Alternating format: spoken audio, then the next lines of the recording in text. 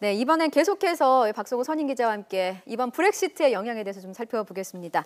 자, 유럽 연합을 탈퇴할 것이냐 말 것이냐 브렉시트에 대한 투표 결과가 이제부터 이제 수작업이 진행된다고 아까 저희 그 런던 사무소장이랑도 말씀을 저는 정영택 소장 말씀을 들어보면 예. 그 지브롤터의 투표율이 뭐 84% 정도다 이렇게 얘기를 하는데 예. 지금 가장 먼저 집계되는 게 이제 그쪽인데 아직 집계는 아직 안 됐죠. 안 되는데 이렇게 됩니다. 그 처음에 나오는 데가 이제 스페인 쪽에 지브롤터하고 지금 실리 섬이라고 있는데 예. 근데 지브롤터는 33,000명 정도가 있어요. 유권자가. 그렇기 때문에 처음에 집계가 돼서 상징성은 있지만 예. 그것이 전체 어떤 선거의 트렌드를 투표 결과에 예측할 수 있는 단초가 되기에는 한참 부족한 거죠. 왜냐하면 유권자가 4,650만 명입니다. 예. 그래서 어느 정도가 투표할지는 모르지만 그런데 그 지브롤터라든지 실리 섬에서 나오는 거는 처음에 나와서 관심은 있지만 예. 그 트렌드를 보기는 좀 어렵다. 또 하나 이런 게 있는 것 같아요. 예. 그 지금 방금 나온 걸 보면 여론조사 하는 거 보면 한 52%가 잔류 쪽으로 남는 쪽으로 했다는 그 보도가 나오는데 이렇게 보면 예.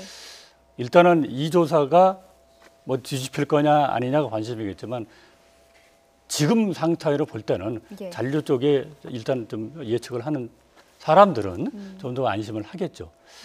또 하나 투표율에서 볼 게 이런 게 있습니다. 예. 자, 내가 적극적으로 투표하겠다라는 사람들이 지금부터 한 2주 전에는 찬성 쪽에 있는 나가겠다는 사람들이 적극적으로 투표하겠다는 게 더 높았습니다. 그게 한 69%좀 됐다고 그래요. 예. 그런데 가장 최근에 한 거를 보면은 남겠다 하는 쪽이 적극적으로 투표하겠다는 그 비율이 69%입니다. 그게 그러니까 더 많아졌죠. 남겠다고 적극적으로 투표하겠다는 사람들이 많아졌고요. 다만 투표율은 지금 60% 정도 기준으로 해서 60%가 안 되면 예. 누가 유리하냐? 이 나가겠다. 그러니까 이 젊은 층이 좀 많이 해야 되는데 예. 60%가 안 되게 되면은 젊은 층이 많이 안 한 거기 때문에 불리하다는 거죠. 이게 아무래도 탈퇴 쪽으로 갈 가능성이 크다는 얘기를 하는데 뭐 그것도 뭐든 정확히 정해진 숫자는 아니지만 두 가지를 정리를 하면 그렇습니다. 하여튼 적극적으로 투표하겠다는 사람이 더 많아졌다. 잔류파들이 더 많아졌다. 예. 그리고 투표율이 젊은 층이 더 필요한데 그것이 어떻게 될지는 두고 봐야 되는데 참고로 이런 게 있어요. 예. 지난 2014년에 스코틀랜드 독립을 하느냐 마느냐가 투표했잖아요. 예. 그때 이제 부결이 됐어요. 부결이 되는데 그 당시에 젊은 층이 34세 미만 투표율이 69%밖에 안 됐고요. 그런데 55세 이상은 그때 92%였어요.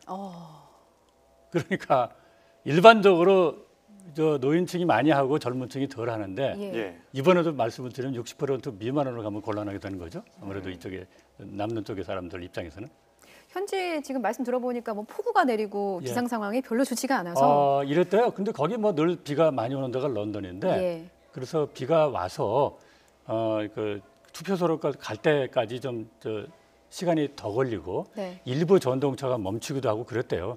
그래서 한 4.6cm 정도 왔다는데 예. 그게 보통 그 지금 6월에 오는 평균 강우량이라고 합니다. 특별히 뭐 투표율에 영향을 미칠 만큼 기상 상황이 그렇게 안 좋은 건 근데 아마 이런 건 아니네요. 있겠죠. 예. 그러니까 평균이 그렇다는 건데 예. 오늘 안 오고 내일 많이 올 수도 있겠지만 그 투표 당일날 왔다는 것은 별로 유리하다고 볼 수는 없겠죠. 투표율이 높아지는데 유리하다고 볼 수는 없겠죠. 네.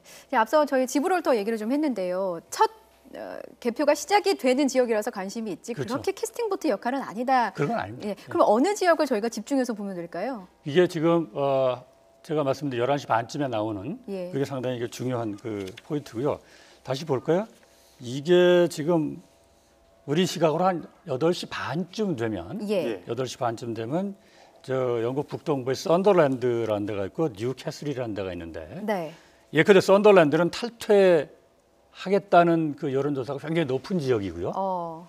뉴캐슬은 잔류하겠다는 그 여론조사가 높았던 지역입니다. 예. 그러면 8시 반쯤에 요 두 지역을 보면 아마 가늠을 하는 데 도움이 되지 않을까.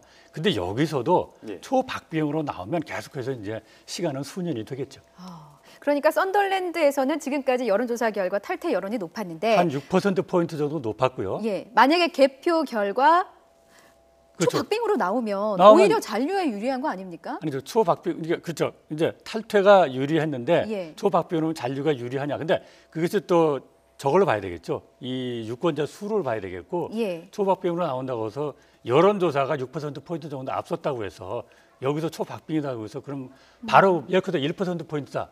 그럼 5%포인트만큼 뭐 그 뒤로 다른 지역에서 이어지겠느냐? 그건 아무도 장담할 수는 없는 상황이죠.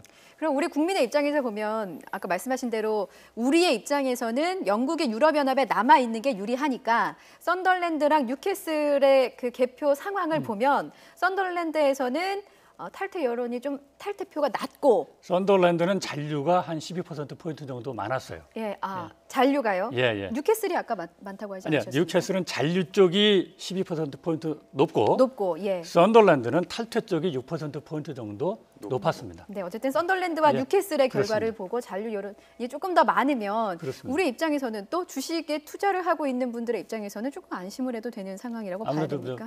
그 보면 그러겠죠. 예. 예. 브렉시트가 가결될 경우에 대해서 한번 시나리오를 살펴보면 좋을 것 같은데요. 영국이 만약에 유럽연합을 탈퇴를 했다라고 봤을 때 그전까지는 우리였지만 이제는 당신과 나의 어떤 관계가 되지 않겠습니까? 네. 영국의 입장에서 어떤 그 입장을 취해야 될 거라고 보십니까? 자, 우선 이렇게 볼 수 있어요. 뭐 제가 뭐 개인적으로 브렉시트 찬성론자는 아니지만 예. 영국이 그럼 왜 브렉시트 탈퇴라는 것까지 좀 생각을 하고 있을까라는 그 생각을 이제 해볼 필요가 있지 않습니까? 예. 그런데 아까 제가 뭐 이민자 얘기도 했고, 그건 이제 당장 다가오는 건데 예. 좀 중장기적으로 보면 어떤 자기네 나름대로 주권을 찾겠다는 거예요. 근데 이런 경우도 있었잖아요. 2008년에 금융 위기가 왔을 때 유럽연합, 특히 유로존에 묶인 19개 국가들은 예. 자기네들이 마음대로 금리를 조정할 수 없습니다. 그 함부로 하는 게 아니에요. 22의 유럽 중앙은행에서 하는 겁니다. 근데 영국은 그때 금리를 내렸습니다. 심지어 마이너스 금리까지 갔습니다. 그리고 양적 완화라는 것도 했습니다. 그래서 영국 입장에서 보면 상당히 효과를 봤다고 할 수 있어요.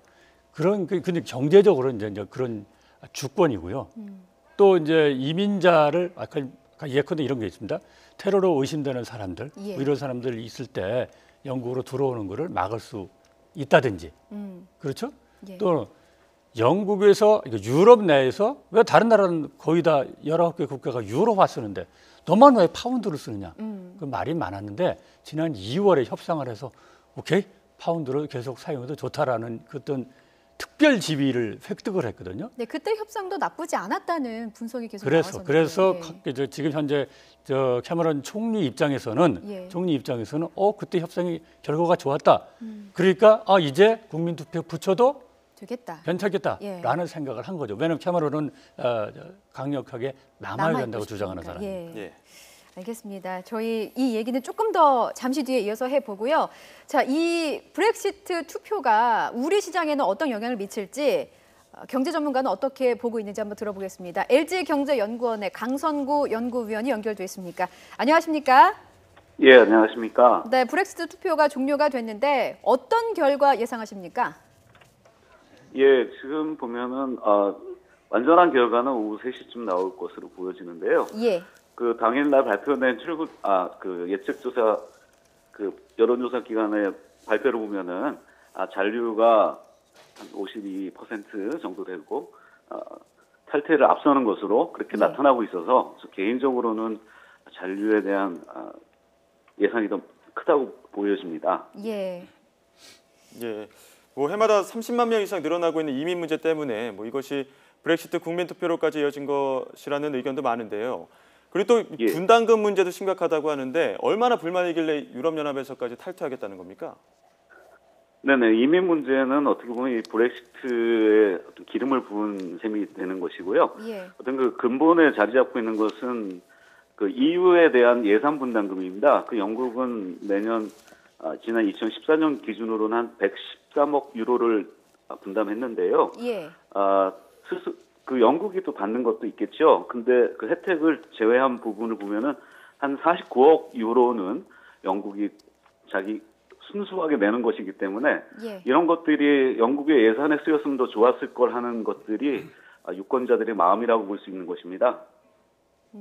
자, 지금 뭐 우리 국민들의 입장에서 보면 영국 먼 나라지 않습니까? 근데 먼 나라에서 이렇게 유럽연합을 탈퇴하느냐 마느냐가 우리 경제 상황에 미치는 영향이 상당하기 때문에 지금 관심 있게 지켜보고 있는데 우리 증시가 9시부터 개장을 합니다. 근데 영국의 유럽연합 탈퇴 여부를 묻는 이 투표가 우리 시장에는 조금 뒤에 개장하는 우리 시장에는 어떤 영향을 미치는지 어떻게 분석하십니까? 예, 뭐 글로벌 증시는 지금 매우 밀접하게 좀 연계가 되어 있어서 예. 글로벌 증시 상황이 안 좋을 때는 우리나라 증시 역시 안 좋을 거고요. 예. 근데 다만 어제 그 투표일 당일에 그 예. 유럽 증시나 미국 증시들이 상승했습니다. 이것은 결국 그 잔류에 대한 기대가 크다는 것이고요. 확실한 결과가 나오지 않겠지만 우리나라 예. 증시가 9시에 개정했을 때에도 어떤 잔류에 대한 기대가 더 크면서 예. 뭐 약간 반망세로 보이겠지만 뭐 하락하는 모습은 나타나지 않을 것으로 그렇게 예상이 됩니다. 예. 만약에 브렉시트에 찬성한다. 그러니까 탈퇴한다는 쪽으로 결론이 날 경우에 우리 증시에는 상당히 안 좋은 영향을 미치겠죠? 예, 맞습니다. 뭐 국제적 시차가 있겠지만 그 브렉시트가 가결될 경우라면은 우리나라 증시에서 일단은 외국인 자본이 유출될 가능성이 크고요. 그 경우에 어떤 우리나라의 그 주식 지수 자체가 예. 하락할 위험이 크다고 보여집니다. 예. 그럼 반대로 예, 잔류할 경우, 예. 잔류에 대한 기대감이 올라가면서 증시도 올라갔다고 아까 말씀을 해주셨는데 잔류했을 때 브렉시트가 부결이 됐을 때 그때는 우리나라 증시에 어떤 영향을 미칠 것이라고 보십니까? 그 경우는 뭐 이제 좋은 재료로 작용할 것이고요. 예. 증시에서는 가장 중요한 것이 투자자들의 그 심리, 특히 불확실성에 대한 그 거부 이런 반응들이 있기 때문에 예. 어떤 세계 경제에 들이운 불확실성 요인이 크게 사라진다면 예. 우리나라 증시도 뭐 상승하지 않을까 이렇게 생각하고요. 예. 예. 다만 이제 단기적으로 이런 현상들은 일어날 것으로 좀 보여집니다. 예. 알겠습니다. 지금 금융당국이 지금 시장을 면밀히 좀 살펴보고 있는데 잠시 뒤엔 오전 8시에 통화금융대책반 회의가 열린다고 합니다. 여기서 어떤 대책들이 오갈 것으로 예상하십니까? 예, 일단 그 24시간 모니터링 체제를 가동하겠다는 것이 정부의 방침인 것 같고요. 예. 여기서는 이제 우리 시장에 앞서서 개장됐던 유럽 증시나 또 미국 증시의 동향이 예. 체크될 것이고 예. 어떤 그 환율 특히 파운드 가치가 어제 많이 올랐습니다. 예. 이런 국제 통화의 그 움직임들 이런 것들이 체크될 것으로 보여집니다. 그리고 투표 결과는 아직 발표는 안 됐겠지만 예. 단계별로 어떤 대응책, 시장 안정화 조치들에 대해서 많이 논의가 될 것으로 그렇게 기대가 되고 있습니다. 예. 단계적으로 시장 안정화 조치라고 하시는 거는 구체적으로 어떤 조치입니까? 제가 생각할 때는 예. 이게 주식이 브렉시트가 부결될 경우는 큰 영향이 없으니까 그냥 시장의 자율적인 움직임이 그냥 맡겨두는 것이 맞는 것이고요. 예. 브렉시트가 가결돼서 일시적인 금융시장에 충격이 올 경우 예. 어떤 기관 투자가들의 어떤 투자 같은 것을 독려한다든지 이런 조치들 이런 것들이 좀 나올 것 같고요. 일단은 우리나라는 그런 지는 없지만 세계적으로 보면 중앙은행들이 이제 뭐 달러화 유동성을 공급한다든지 이런 조치들을 좀 준비하고 있습니다. 그런 것들은 결국 시장의 불안을 잠식시키기 위한 선제적인 조치들 아니면 예방 조치들이라고 할 수 있겠습니다. 예, 알겠습니다. 지금까지 브렉시트 동향과 우리나라에 미칠 영향 분석해봤습니다. 오늘 말씀 고맙습니다. 예, 감사합니다.